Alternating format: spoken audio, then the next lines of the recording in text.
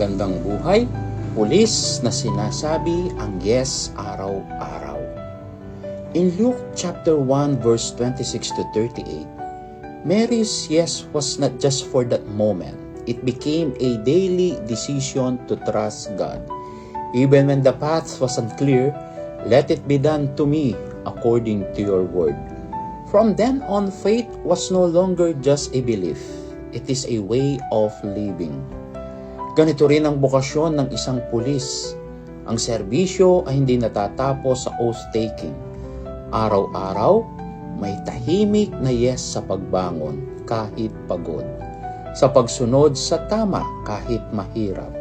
Sa paninindigan para sa kaayusan at kapayapaan.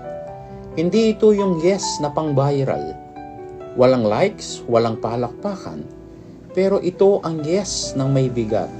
Integrity over convenience. Duty over comfort.